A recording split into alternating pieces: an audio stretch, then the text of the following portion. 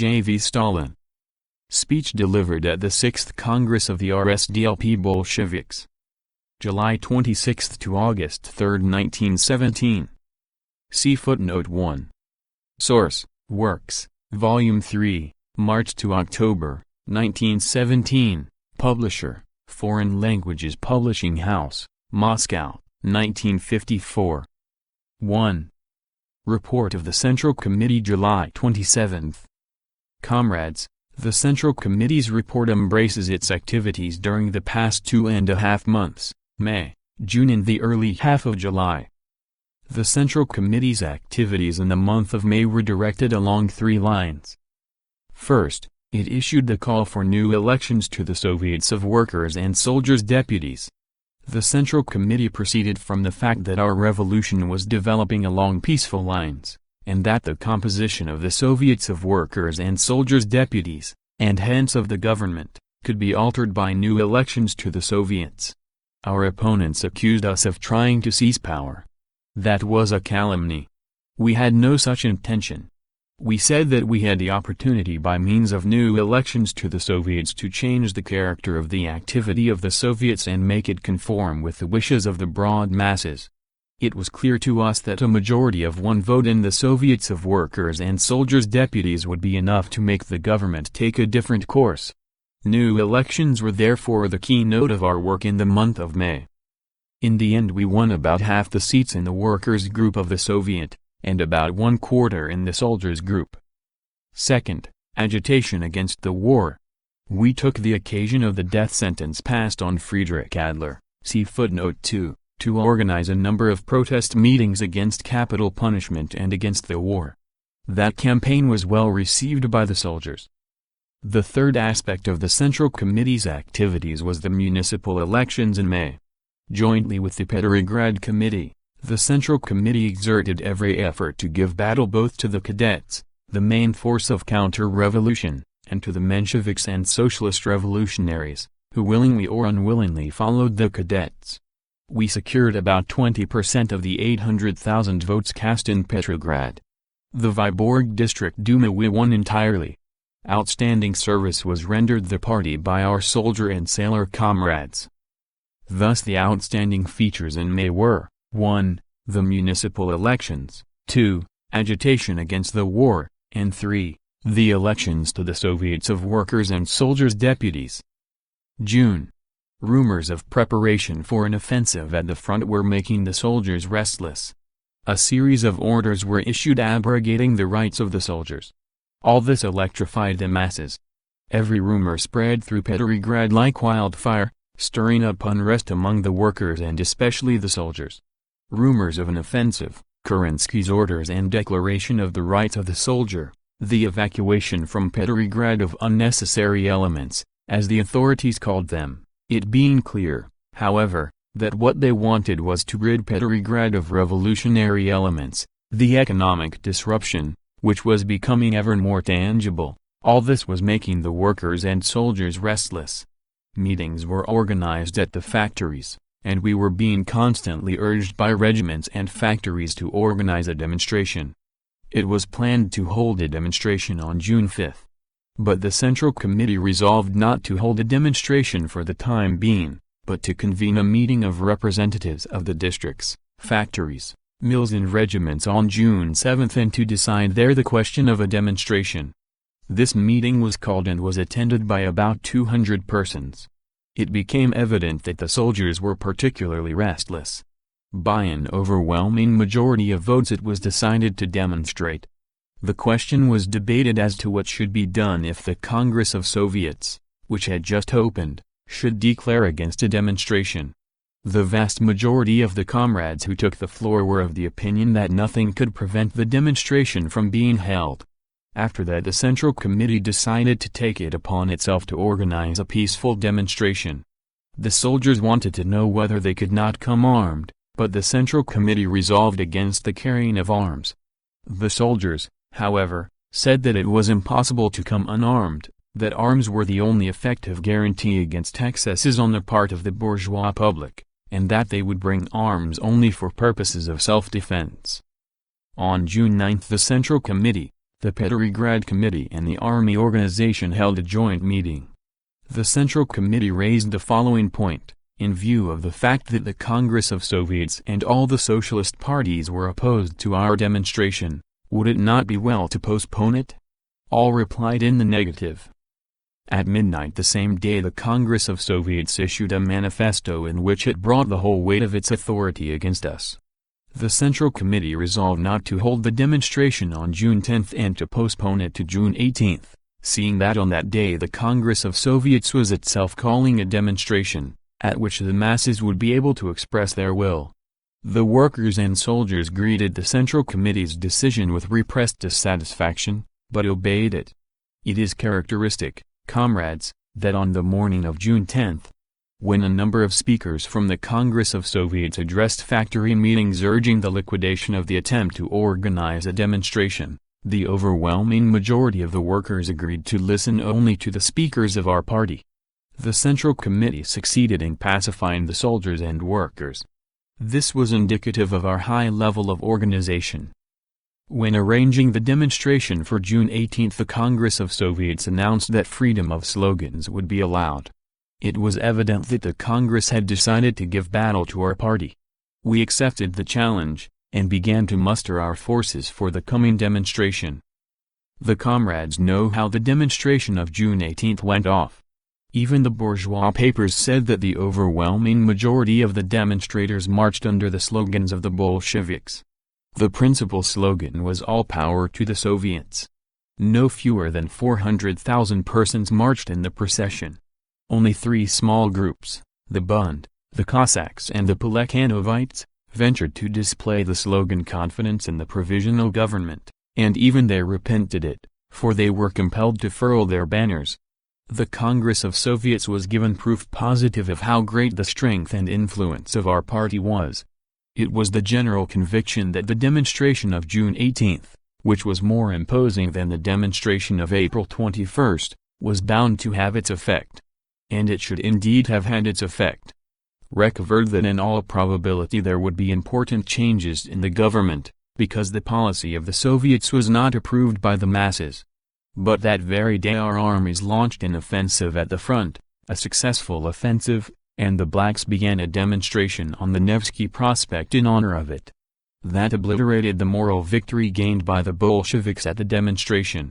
It also obliterated the chances of the practical results which had been spoken of by both Rek and official spokesmen of the ruling parties, the Socialist Revolutionaries and Mensheviks. The provisional government remained in power. The successful offensive, partial successes of the provisional government, and a number of projects to withdraw the troops from Petrograd had their effect on the soldiers. These facts convinced them that passive imperialism was changing to active imperialism. They realized that a period of fresh sacrifices had begun. The front reacted to the policy of active imperialism in its own way. A whole number of regiments, in spite of orders to the contrary, began to take a vote on the question of whether to attack or not. The higher command failed to realize that in the new conditions prevailing in Russia, and in view of the fact that the aims of the war had not been made clear, it was impossible to hurl the masses blindly into an offensive. What we had predicted occurred: the offensive was doomed to failure. The latter part of June and the beginning of July were dominated by the policy of the offensive. Rumors were circulating that the death penalty had been reintroduced, that a whole number of regiments were being disbanded, that soldiers at the front were being subjected to maltreatment. Delegates arrived from the front with reports of the arrest and beating up of soldiers in their own units. There were similar reports from the Grenadier Regiment and the Machine Gun Regiment.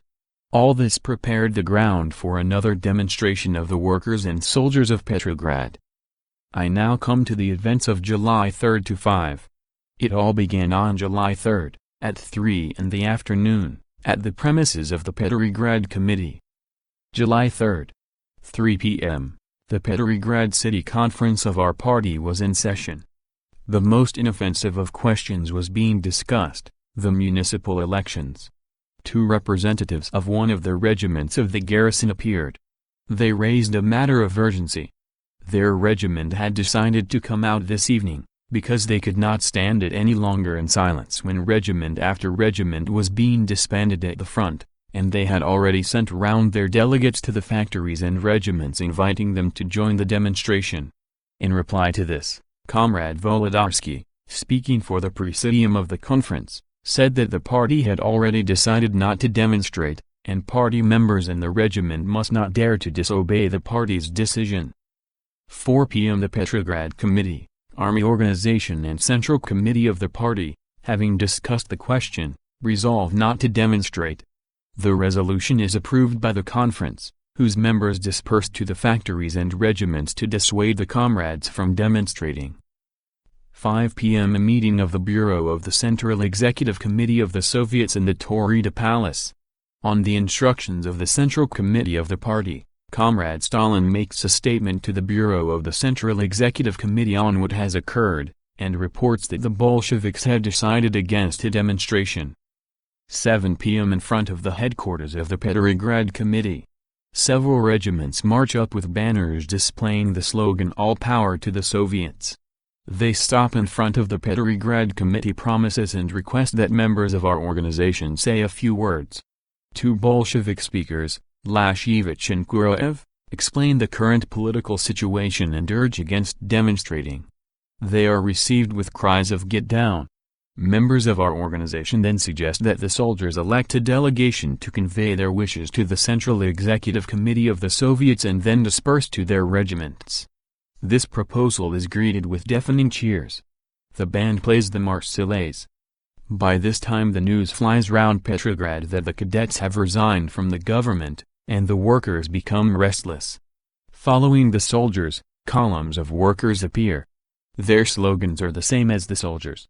The soldiers and the workers march off to the Taurida Palace. 9 p.m. Headquarters of the Petrograd Committee. A succession of delegates arrives from the factories. They all request our party organizations to join in and assume direction of the demonstration. Otherwise there will be bloodshed. Voices are raised suggesting that delegations should be elected from the mills and factories to make the will of the demonstrators known to the Central Executive Committee of the Soviets, and that the masses, after hearing the reports of the delegations, should disperse peacefully. 10 p.m. Meeting of the Workers' Section of the Petrograd Soviet of Workers and Soldiers Deputies in the Taurida Palace. In consequence of the reports of the workers that the demonstration has already begun, the majority of the section decide to join in the demonstration in order to avert excesses and to lend it a peaceful and organized character. A minority do not agree with this decision and walk out of the meeting. The majority elect a bureau to carry out the decision just adopted. 11 p.m. The Central Committee and Petrograd Committee of our party shift their meeting place to the Taurida Palace, to which the demonstrators have been marching all the evening. Agitators from the districts and representatives from the factories arrive. Representatives of the Central Committee of our party, the Petrograd Committee, the Army Organization, the Mezrani Committee and the Bureau of the Workers' Section of the Petrograd Soviet hold a meeting. The reports from the districts make it clear. 1. That the workers and soldiers cannot be restrained from demonstrating the following day. 2. That the demonstrators will carry arms exclusively for self-defense, as an effective guarantee against provocative shots that may be fired from the Nevsky Prospect. It's not so easy to fire on armed men. The meeting decides that at a time when the revolutionary worker and soldier masses are demonstrating under the slogan "All Power to the Soviets," the party of the proletariat has no right to wash its hands of and stand aloof from the movement. It cannot abandon the masses to the caprice of fate. It must remain with the masses in order to lend the spontaneous movement a conscious and organized character. The meeting decides to recommend the workers and soldiers to elect delegates from the regiments and factories and through them declare their wishes to the Executive Committee of the Soviets. An appeal for a peaceful and organized demonstration is drawn up on the lines of this decision. See footnote 3. Midnight. Over 30,000 Putyliv workers arrive at the Taurida Palace with banners displaying the slogan, "All Power to the Soviets." Delegates are elected. The delegates report the demands of the Putyliv workers to the Executive Committee. The soldiers and workers in front of the Taurida Palace begin to disperse. July 4th. Date time. The procession of workers and soldiers, carrying banners and Bolshevik slogans, marches to the Taurida Palace. The tail of the procession consists of thousands of sailors from Kronstadt. There are no fewer than 400,000 demonstrators, according to the bourgeois papers, Burzhovka. The streets are scenes of jubilation. Friendly cheers from the public greet the demonstrators. In the afternoon excesses begin. Sinister elements in the bourgeois districts cast a dark shadow over the workers' demonstration by firing provocative shots. Even Burzovai Ivadomosti does not venture to deny that the shooting was started by opponents of the demonstration. Precisely at 2 o'clock, it writes, July 4, evening edition, on the corner of the Sadvaya and the Nevsky Prospect, as the armed demonstrators were filing past and large numbers of the public were quietly looking on, a deafening report came from the right side of the Sadvaya, after which shots began to be fired in volleys. Obviously, it was not the demonstrators that started the shooting, it was unknown persons who fired on the demonstrators, not vice versa. Firing went on simultaneously in several places in the bourgeois part of the town. The provocators were not dozing. Nevertheless, the demonstrators did not go beyond necessary self-defense. There was absolutely no sign of a conspiracy or insurrection. Not a single government or public building was seized, nor even was an attempt made to do so, although, with the tremendous armed force at their disposal, the demonstrators could quite easily have captured not only individual buildings, but the whole city. 8 p.m. At a meeting of the Central Committee, the Mezrani Committee and other organizations of our party in the Taurida Palace, it is decided that now that the revolutionary workers and soldiers have demonstrated their will, the action should be stopped. An appeal is drawn up on these lines: the demonstration is over. Our watchword is staunchness, restraint, calm. See the appeal in Listok Pravdy, see footnote 4. The appeal was sent to Pravda but could not appear on July 5, because on the night of the 4th the Pravda offices were wrecked by military cadets and secret agents. 10 to 11 p.m. in the Taurida Palace, the Central Executive Committee of the Soviets discusses the question of the government.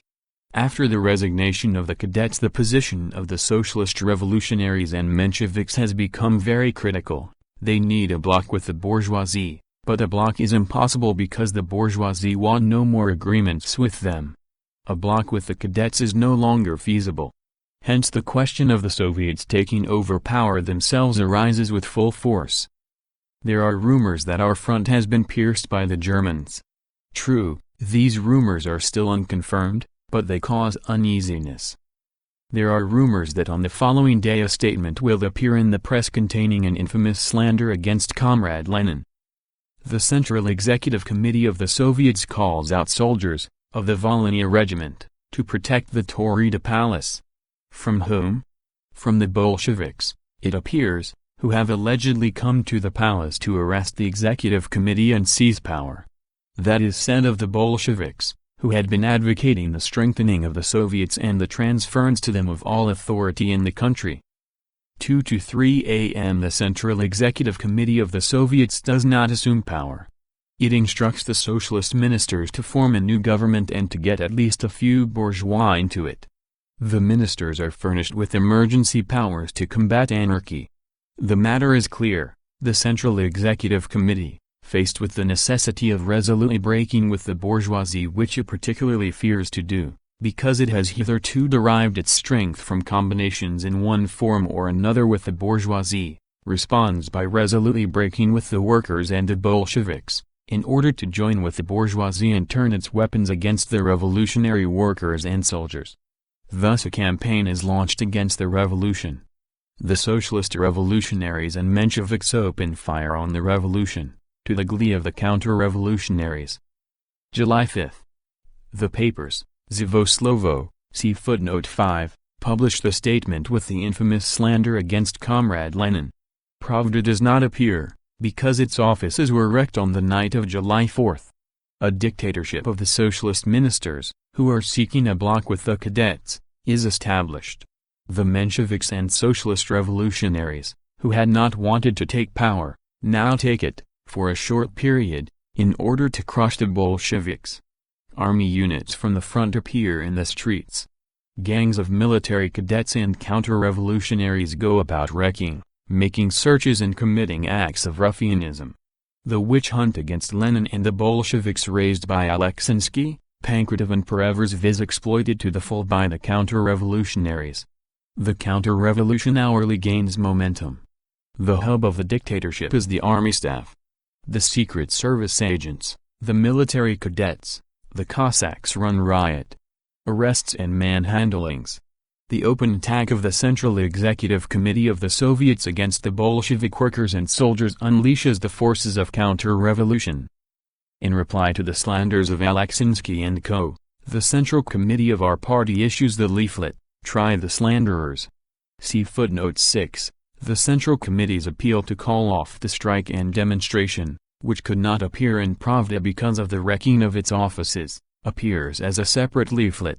One is struck by the absence of any appeals from the other socialist parties. The Bolsheviks are alone.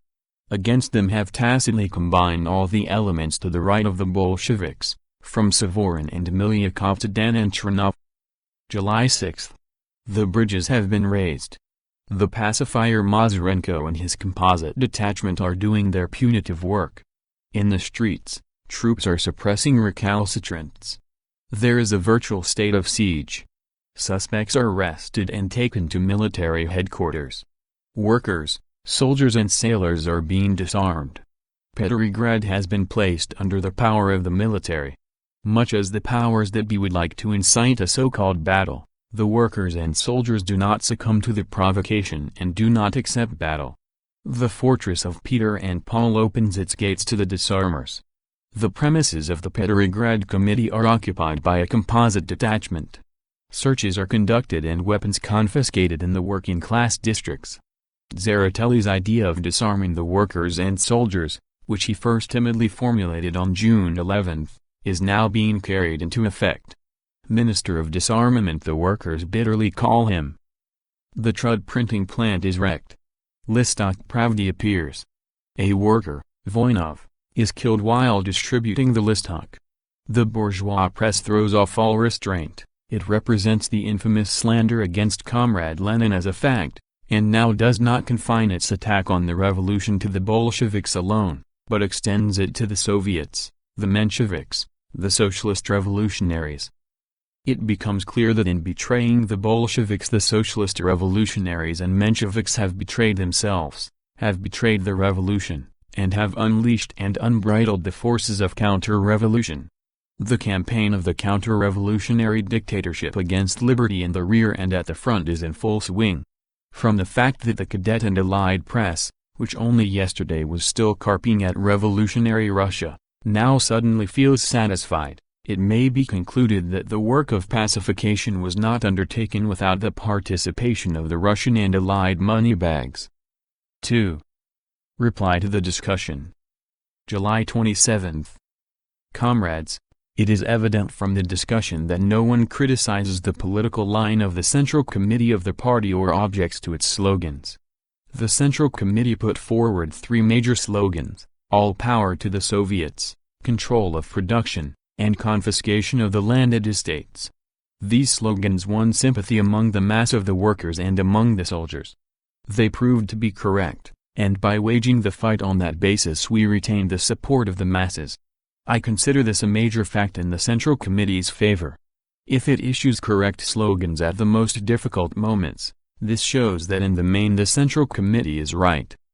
Criticism has centered not around primary, but secondary matters.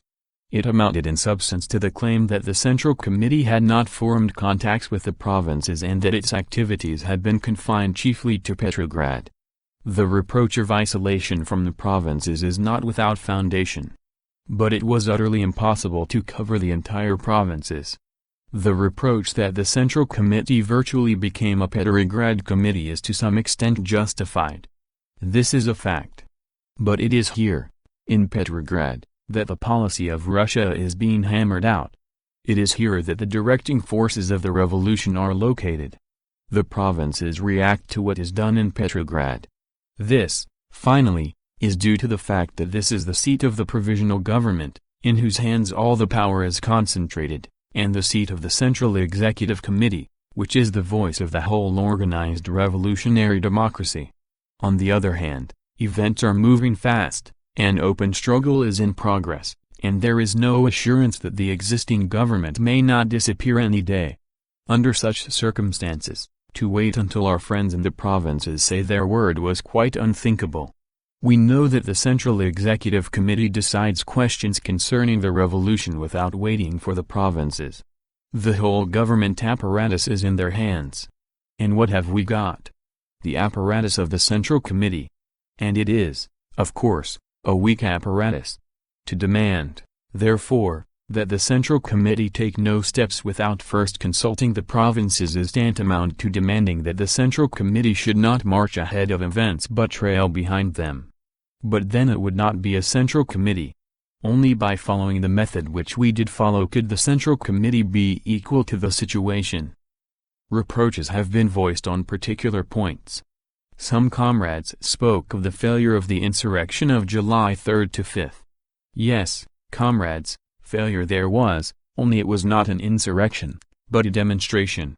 This failure was due to the breach of the front of the revolution resulting from the treacherous conduct of the petty bourgeois parties, the Socialist revolutionaries and Mensheviks, who turned their backs on the revolution. Comrade Bezrabatny, see footnote 7, said that the Central Committee made no effort to flood Petrograd and the provinces with leaflets explaining the events of July 3rd to 5th. But our printing plant had been wrecked, and it was physically impossible to get anything printed in other printing plants, as this would have exposed them to the danger of being wrecked likewise. All the same, things here were not so bad. If in some of the districts we were arrested, in others we found a welcome and were greeted with extraordinary enthusiasm. And now, too, the spirit of the Petrograd workers is splendid and the prestige of the Bolsheviks is immense. I should like to raise a few questions. Firstly, how should we react to the slanders against our leaders? Recent events make it necessary to draw up a manifesto to the people explaining all the facts, and for this purpose a commission should be elected. And I propose that this commission, if you decide to elect it, should also issue a manifesto to the revolutionary workers and soldiers of Germany, Britain, France, etc., informing them of the events of July 3rd to 5th and branding the calumniators. We are the most advanced section of the proletariat, we are responsible for the revolution, and we must tell the whole truth about the events and expose the infamous slanderers. Secondly, about the refusal of Lenin and Zinoviev to appear for trial. Just now it is still unclear who holds the power. There is no guarantee that if they do appear they will not be subjected to brutal violence. If the court were democratically organized and if a guarantee were given that violence would not be committed, it would be a different matter. In reply to our inquiries at the Central Executive Committee we were told, we cannot say what may happen. Consequently, so long as the situation remains unclarified, so long as the silent struggle between official power and actual power continues, there is no sense in our comrades appearing for trial. If, however, at the head there will be a power which can guarantee our comrades against violence, they will appear. 3. Report of the political situation. July 30th. Comrades, to discuss the political situation of Russia is to discuss the development of our revolution, its victories and defeats in the midst of an imperialist war. As early as February it was apparent that the main forces of our revolution were the proletariat and the peasants whom the war has put into soldiers' uniform. It so happened that in the struggle against Tsarism they were in the same camp as these forces, and as though in alliance with them, other forces, the bourgeois liberals and allied capital. The proletariat was, and remains, the mortal foe of Tsarism. The peasants put their faith in the proletariat and, seeing that they would not receive land unless Tsarism was overthrown, followed the proletariat. The bourgeois liberals were disillusioned in Tsarism and turned their backs on it, because it had not only failed to win them new markets but was even unable to retain the old ones, having surrendered 15 gubernias to Germany. Allied capital, the friend and well-wisher of Nicholas II, was also compelled to betray Tsarism, because the latter had not only failed to ensure the united front it desired, but was clearly preparing to conclude a separate peace with Germany into the bargain.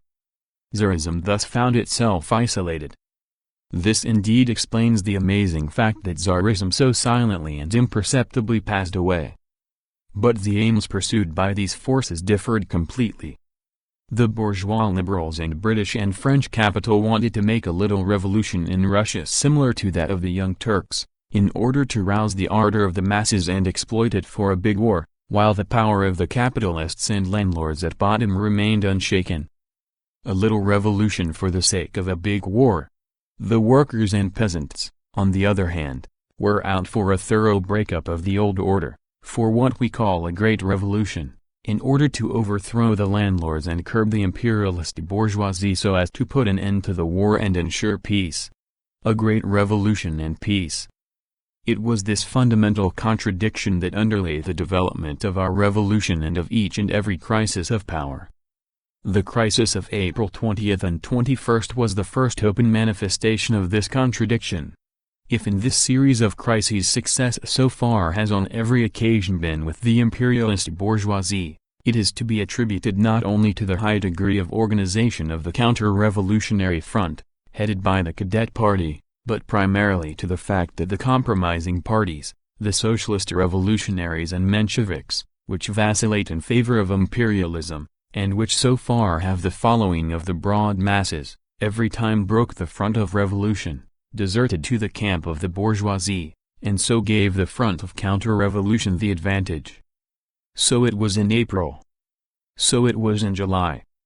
The principle of coalition with the imperialist bourgeoisie advocated by the Mensheviks and Socialist revolutionaries has proved in practice to be a most pernicious weapon, with the help of which the party of the capitalists and landlords, the cadets, isolating the Bolsheviks, step by step consolidated its position with the helping hand of these same Mensheviks and Socialist revolutionaries. The lull which set in at the front in March, April and May was taken advantage of to develop the revolution further. Spurred on by the general disruption in the country, and encouraged by the possession of liberties which not a single one of the belligerent countries enjoys, the revolution drove deeper and began to put forward social demands. It invaded the economic sphere, demanding workers' control in industry, nationalization of the land and supply of farm implements to the poor peasants, organization of proper exchange between town and country, nationalization of the banks and, lastly, the assumption of power by the proletariat and the poorer strata of the peasantry. The revolution came squarely up against the necessity for socialist changes. Some comrades say that since capitalism is poorly developed in our country, it would be utopian to raise the question of a socialist revolution.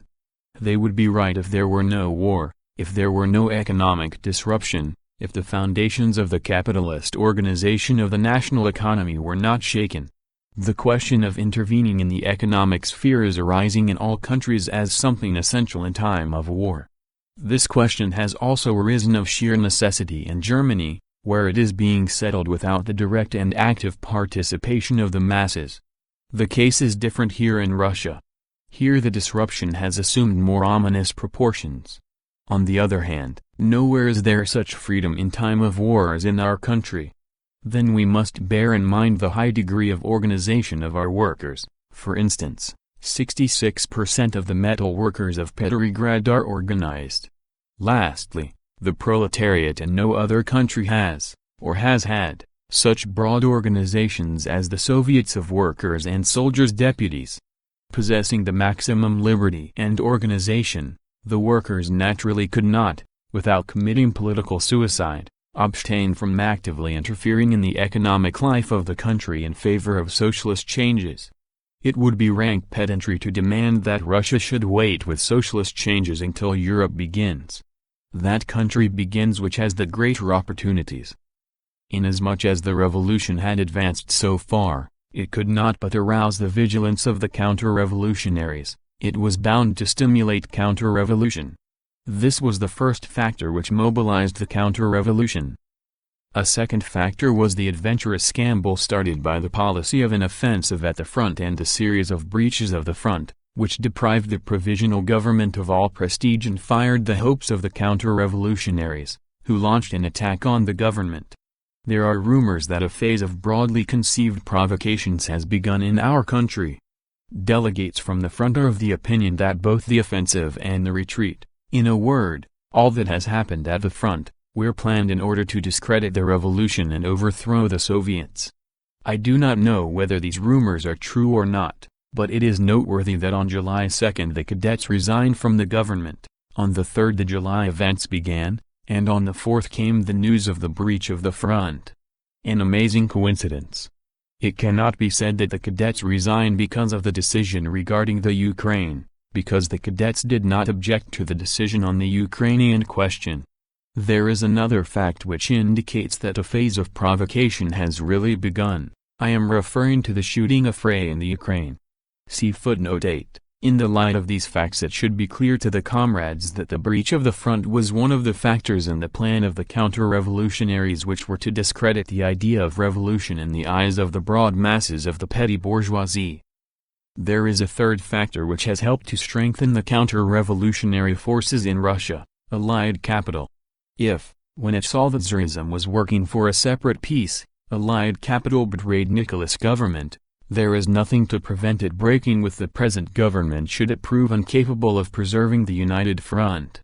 Milyakov said at one of the sittings that Russia was valued in the international market as a supplier of manpower, and received money for this, and that if it should turn out that the new governmental authority, in the shape of the provisional government, was incapable of supporting the united front of attack on Germany, it would not be worth subsidizing such a government.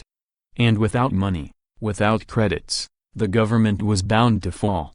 That is the secret why the cadets became a big force at the time of the crisis, while Kerensky and all the ministers were mere puppets in the hands of the cadets. The strength of the cadets lay in the fact that they were supported by Allied capital. Russia was faced with two courses. Either the war was to be ended, all financial ties with imperialism severed, the revolution advanced, the foundations of the bourgeois world shaken, and an era of workers' revolution begun. Or the other course, that of continuing the war, continuing the offensive at the front, obeying every command of Allied capital and the cadets, and then complete dependence on Allied capital. There were definite rumors in the Taurida Palace that America would give 8,000 million rubles for the rehabilitation of the economy, and the triumph of counter-revolution. There was no third course. The attempt of the Socialist revolutionaries and Mensheviks to make out that the demonstration of July 3 and 4 was an armed revolt is simply absurd. On July 3 we proposed a united revolutionary front against counter-revolution. Our slogan was all power to the Soviets. And, hence, a united revolutionary front.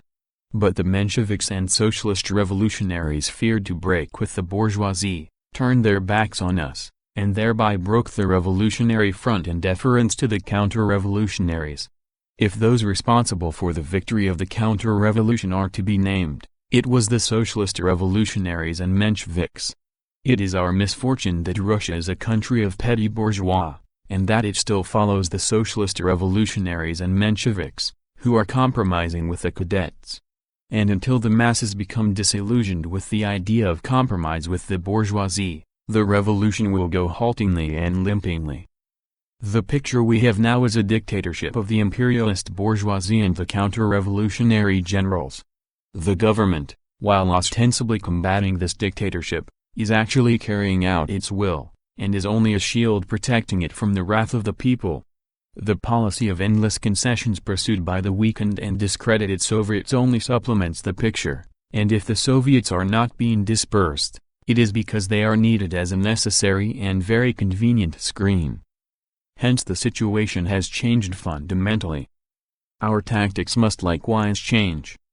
Formerly we stood for the peaceful transfer of power to the Soviets, and we assumed that it would be sufficient for the Central Executive Committee of the Soviets to decide to take power, and the bourgeoisie would peacefully clear out of the way. And, indeed, in March, April and May every decision of the Soviets was regarded as law, because it could always be backed by force.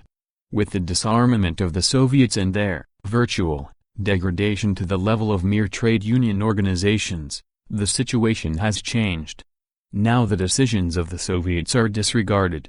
To take power now, it is first necessary to overthrow the existing dictatorship. Overthrow of the dictatorship of the imperialist bourgeoisie, that is what the immediate slogan of the party must be. The peaceful period of the revolution has ended. A period of clashes and explosions has begun. The slogan of overthrowing the present dictatorship can be realized only if there is a powerful new political upsurge on a countrywide scale. Such an upsurge is inevitable. It is dictated by the country's whole trend of development, by the fact that not a single one of the basic issues of the revolution has been decided, for the questions of the land, workers' control, peace and governmental power have remained unsettled.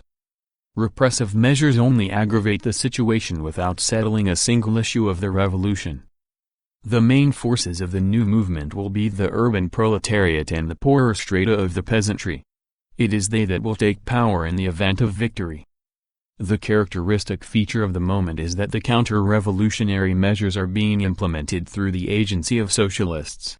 It is only because it has created such a screen that the counter-revolution may continue to exist for another month or two. But since the forces of revolution are developing, explosions are bound to occur, and the moment will come when the workers will raise and rally around them the poorer strata of the peasantry, will raise the standard of workers' revolution and usher in an era of socialist revolution in Europe. 4. Replies to questions in connection with the report on the political situation. July 31st.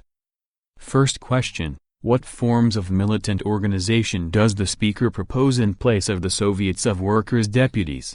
My reply is that the question is not put properly.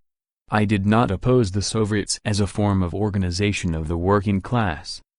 The slogan is determined not by the form of organization of the revolutionary institution, but by its content, its flesh and blood. If the cadets had entered the Soviets, we should never have raised the slogan of transferring power to them. We are now advancing the demand for the transfer of power to the proletariat and poor peasantry. Consequently, it is a question not of form, but of the class to which power is to be transferred. It is a question of the composition of the Soviets. The Soviets are the most appropriate form of organization of the working class struggle for power, but the Soviets are not the only type of revolutionary organization. It is a purely Russian form. Abroad, we have seen this role played by the municipalities during the Great French Revolution, and by the Central Committee of the National Guard during the Paris Commune. And even here in Russia the idea of a revolutionary committee was mooted. Perhaps the workers' section will be the form best adapted for the struggle for power. But it must be clearly realized that it is not the form of organization that is decisive. What really is decisive is whether the working class is mature enough for dictatorship. Everything else will come of itself, will be brought about by the creative action of the revolution. On questions 2 and 3, what, practically, is our attitude towards the existing Soviets? The reply is quite clear. If the point at issue is the transfer of all power to the Central Executive Committee of the Soviets, this slogan is obsolete. And that is the only point at issue. The idea of overthrowing the Soviets is an invention. Nobody here has suggested it. The fact that we are proposing to withdraw the slogan "all power to the Soviets" does not, however, mean down with the Soviets. And although we are withdrawing the slogan, we are not even resigning from the Central Executive Committee of the Soviets, in spite of the wretched role it has lately been playing. The local Soviets have still a role to play, for they will have to defend themselves against the attacks of the provisional government, and in this fight we shall support them. And so, I repeat, the withdrawal of the demand for the transfer of power to the Soviets does not mean down with the Soviets. Our attitude towards those Soviets in which we have the majority is one of the greatest sympathy. May they live and flourish. But the might is no longer with the Soviets. Formerly, the provisional government would issue a decree and the Executive Committee of the Soviets would issue a counter-decree, and it was only the latter that acquired force of law. Recall the case of Order No. 1, see footnote 9. Now, however, The Provisional Government ignores the Central Executive Committee. The decision that the Central Executive Committee of the Soviets would take part in the Commission of Inquiry into the events of July 3 to 5 was not cancelled by the Central Executive Committee, it was by order of Kerensky that no effect was given to it. The question now is not one of winning a majority in the Soviets, which in itself is very important, but of overthrowing the counter-revolutionary dictatorship. To question 4. Asking for a more concrete definition of the concept the poor peasantry and an indication of its form of organization, my reply is that the term poor peasantry is not a new one. It was introduced into Marxist literature by Comrade Lenin in 1905, and since then it has been used in nearly every issue of Pravda and found a place in the resolutions of the April Conference. The poorer strata of the peasantry are those which are at odds with the upper sections of the peasantry. The Soviet of Peasants' Deputies, which allegedly represents 80 million peasants, counting women, is an organization of the upper sections of the peasantry. The lower sections of the peasantry are waging a fierce struggle against the policy of this Soviet. Whereas the head of the Socialist Revolutionary Party, Chernov, as well as Avksentiev and others, are urging the peasants not to seize the land immediately, but to wait for a general settlement of the land question by the Constituent Assembly. The peasants retort by seizing the land and plowing it, seizing farm implements and so on. We have information to this effect from the Penza, Voronezh, Vitebsk, Kazan and a number of other gubernias. This fact alone clearly indicates that the rural population is divided into lower and upper sections, that the peasantry no longer exists as an integral whole. The upper sections mainly follow the socialist revolutionaries. The lower sections cannot live without land, and they are in opposition to the provisional government. These are the peasants who have little land, only one horse or no horse at all, etc. Associated with them are the sections which have practically no land, the semi-proletarians. It would be unwise in a revolutionary period not to attempt to reach some agreement with these sections of the peasantry. However, the farm laborer sections of the peasantry should be organized separately and rallied around the proletarians. What form the organization of these sections will take is difficult to predict. At present the lower sections of the peasantry are either organizing unauthorized Soviets, or are trying to capture the existing Soviets. Thus, in Petrograd, about 6 weeks ago, a Soviet of poor peasants was formed, composed of representatives from 80 military units and from factories, which is waging a fierce struggle against the policy of the Soviet of Peasants' Deputies. In general, Soviets are the most appropriate form of organization of the masses. We should not, however, speak in terms of institutions, but should indicate their class content, and we should strive to get the masses to distinguish between form and content. Generally speaking, the form of organization is not the basic question. If the revolution advances, the organizational forms will be forthcoming. We must not let the question of form obscure the basic question, to which class must power pass? Henceforth a bloc with the defensists is unthinkable. The defensist parties have bound up their fate with the bourgeoisie, and the idea of a bloc extending from the socialist revolutionaries to the Bolsheviks has suffered fiasco. The question now is to fight the top leaders of the Soviets, to fight them in alliance with the poorer strata of the peasantry and to sweep away the counter-revolution. 5. Reply to the discussion. July 31st. Comrades, first of all I must make a few corrections of fact.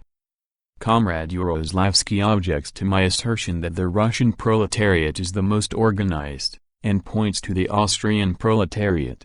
But, comrades, I was speaking of Red, revolutionary organization, and in no other country is the proletariat organized in this way to the same extent as the Russian proletariat. Angersky is quite wrong when he says that I advocate the idea of uniting all forces. But we cannot help seeing that, for different motives, not only the peasantry and the proletariat but also the Russian bourgeoisie and foreign capital turned their backs on Tsardom. That is a fact. And it would be a bad thing if Marxists refused to face facts. But later the first two forces took the path of developing the revolution further, and the other two the path of counter-revolution. I shall now pass to the substance of the matter. Bukharin put it most trenchantly, but he, too, failed to carry it to its logical conclusion. Bukharin asserts that the imperialist bourgeois have formed a bloc with the Muziks. But with which Muziks? We have different kinds of Muziks. The bloc has been formed with the right-wing Muziks, but we have lower, left-wing Muziks, who represent the poorer strata of the peasantry. Now with these the bloc could not have been formed. These have not formed a bloc with the big bourgeoisie, they follow it because they are politically undeveloped, they are simply being deceived, led by the nose. Against whom is the bloc directed? Bukharin did not say. It is a bloc of aligned Russian capital, the army officers and the upper sections of the peasantry, represented by socialist revolutionaries of the Chernov type. This bloc has been formed against the lower peasantry and against the workers. What is the prospect Bukharin held out? His analysis is fundamentally wrong. In his opinion, in the first stage we are moving towards a peasant revolution. But it is bound to concur, to coincide with a workers' revolution.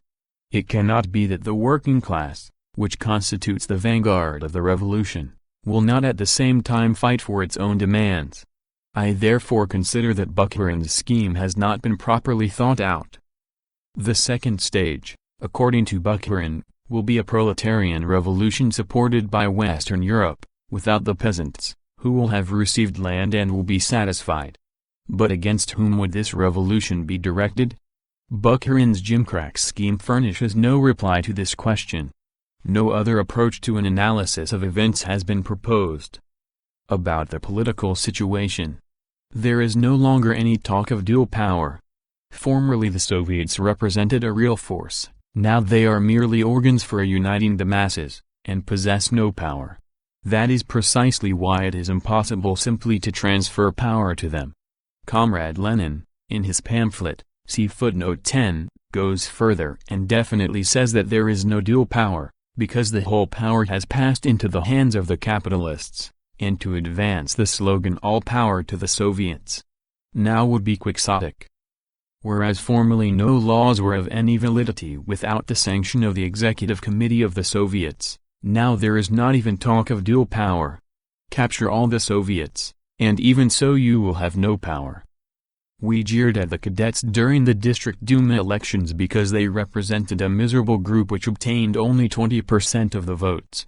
Now they are jeering at us. Why? Because, with the connivance of the Central Executive Committee of the Soviets, power has passed into the hands of the bourgeoisie. Comrades are in a hurry to settle the question of how to organize the governmental power. But power is not yet in your hands. The chief task is to preach the necessity of overthrowing the existing power. We are still inadequately prepared for this. But we must prepare for it. The workers, peasants and soldiers must be made to realize that unless the present power is overthrown they will secure neither freedom nor land. And so, the question is not how to organize the governmental power, but to overthrow it. Once we have seized power we shall know how to organize it. Now a few words in reply to Angersky's and Nogin's objections on the subject of socialist changes in Russia. Already at the April conference we said that the moment had come to begin to take steps towards socialism. Reads the end of the resolution of the April conference on the current situation. The proletariat of Russia, operating in one of the most backward countries of Europe, in the midst of a small peasant population, cannot set itself the aim of introducing socialist changes immediately.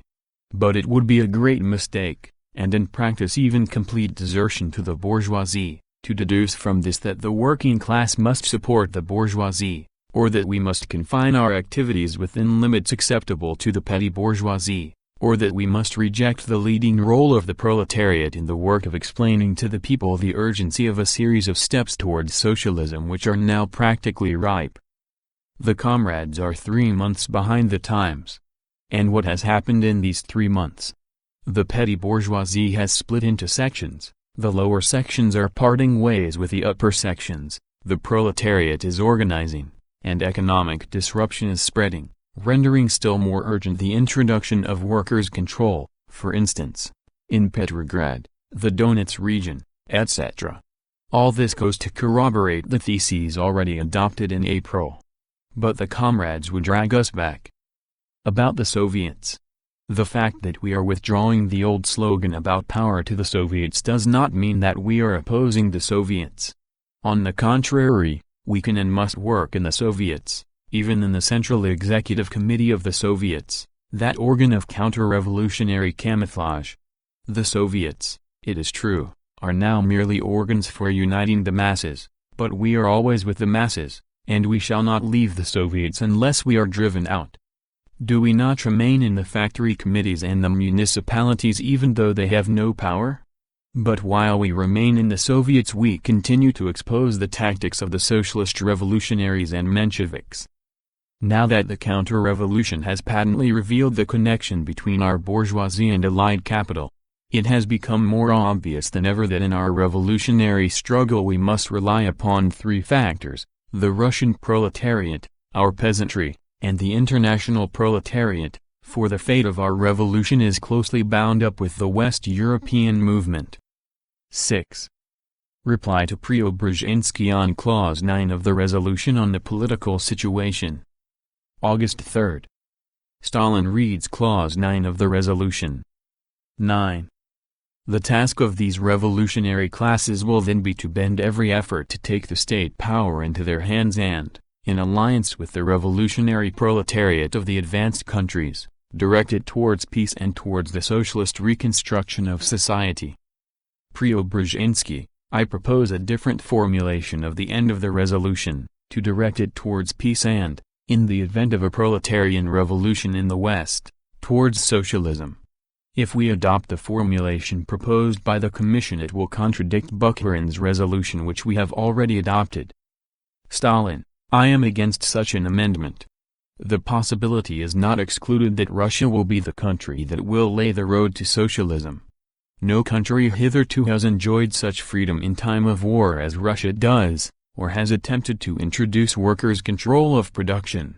Moreover, the base of our revolution is broader than in Western Europe, where the proletariat stands utterly alone face to face with the bourgeoisie. In our country the workers are supported by the poorer strata of the peasantry.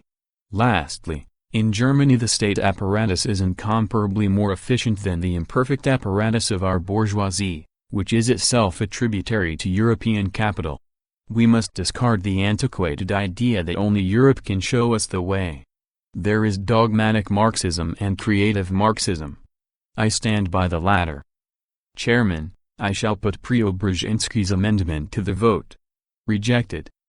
In view of the brevity and obvious inadequacy of the minutes of the 6th Congress of the RSDLP, which, moreover, were published 2 years after the Congress, the editors considered it necessary in re-establishing the text of Comrade Stalin's speeches at the 6th Congress to consult, in addition to the minutes, the official records of the speeches printed in July and August 1917 in the newspapers, Rabaki I sold it, number 7 and 14, and Proletary, number 3. First published in minutes of the 6th Congress of the RSDLP Bolsheviks, Communist Publishing House, 1919. 1. The 6th Congress of the RSDLP Bolsheviks was held in Petrograd from July 26 to August 3, 1917. It heard and discussed the Central Committee's reports on policy and organization, reports from the districts, on the war and the international situation, on the political and economic situation, on the trade union movement, and on the Constituent Assembly election campaign. The Congress adopted new party rules and resolved to form a youth league.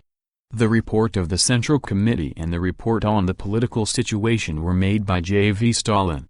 The Congress rejected the Trotskyite resolutions of Bukharin and Preobrazhensky, which were designed to divert the party from the course of socialist revolution, and approved the resolution on the political situation submitted by J.V. Stalin.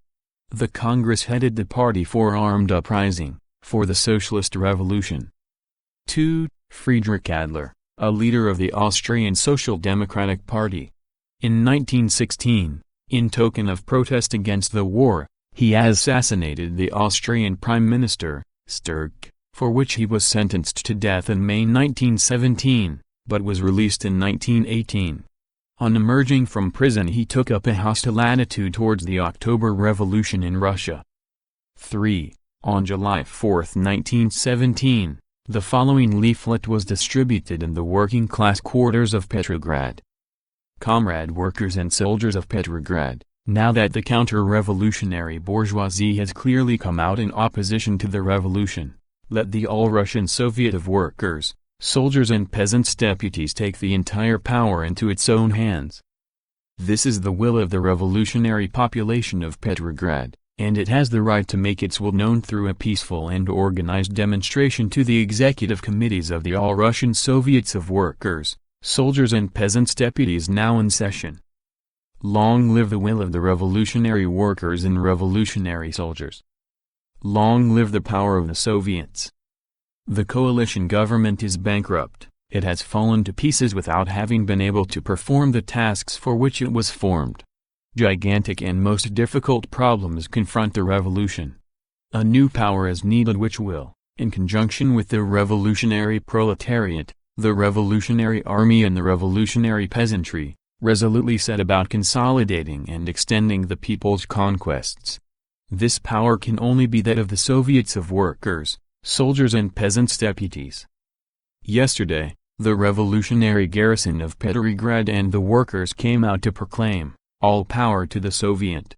We urge that this movement that has broken out in the regiments and the factories should be turned into a peaceful and organized expression of the will of all the workers, soldiers and peasants of Petrograd.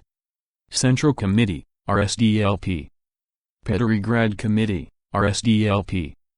Mezrani Committee, RSDLP. Army Organization of the CC, RSDLP. Commission of the Workers Section, Soviet of Workers and Soldiers Deputies. 4. Listok Pravda Bulletin, appeared on July 6, 1917, in place of Pravda, whose editorial offices had been wrecked by military cadets. It carried an appeal of the Central and Petrograd Committees and the Army Organization of the RSDLPB, under the title, Common Restraint. 5. Zivoslovo, Living Word, a yellow ultra-reactionary newspaper published in Petrograd. In 1917 it called for violent action against the Bolsheviks. It ceased publication with the October Revolution. 6. The leaflet Try the Slanderers was issued by the Central Committee, RSDLPB, after July 5, 1917, and was printed on July 9 in Volna, Wave, a newspaper published by the Helsingfors Committee of the RSDLPB. The leaflet said, "The counter-revolutionaries want to decapitate the revolution by a very simple means, by confusing the minds of the masses and inciting them against their most popular leaders, the tried and tested champions of the revolution. We demand that the Provisional Government and the Central Executive Committee of the Soviets of Workers and Soldiers Deputies institute an immediate public inquiry into all the circumstances of the vile plot of the reactionaries and hired slanderers against the honor and lives of the leaders of the working class. The slanderers and slandermongers must be brought to trial. The pogromists and liars must be pilloried." 7. Bezarabotny, pseudonym of D.Z. Manilsky. 8. On July 27, 1917, troop trains of the Ukrainian Bogdan Khmelnytsky regiment which were proceeding to the front were fired upon by Cossacks and cuirassiers at stations near Kiev and in Kiev itself. 9. Order No. 1 had been issued on March 1, 1917, by the Petrograd Soviet on the demand of representatives of the revolutionary military units, who reported that the soldiers were growing increasingly distrustful of the Provisional Committee of the State Duma and its military commission. The order directed the military units, companies, battalions, etc., to elect soldiers' committees and to appoint representatives to the Soviets of Workers and Soldiers' Deputies, commanded that the weapons of the military units be placed at the disposal of the soldiers' committees, sanctioned the carrying out of the orders of the military commission only when they did not run counter to the orders and decisions of the Soviets of Workers and Soldiers' Deputies, etc. 10. J.V. Stalin is referring to Lenin's pamphlet, on slogans, written in July 1917, C.V.I. Lenin, Works, 4th Russian edition, Volume 25, page 164. End of speech delivered at the 6th Congress of the RSDLP Bolsheviks, by J. V. Stalin.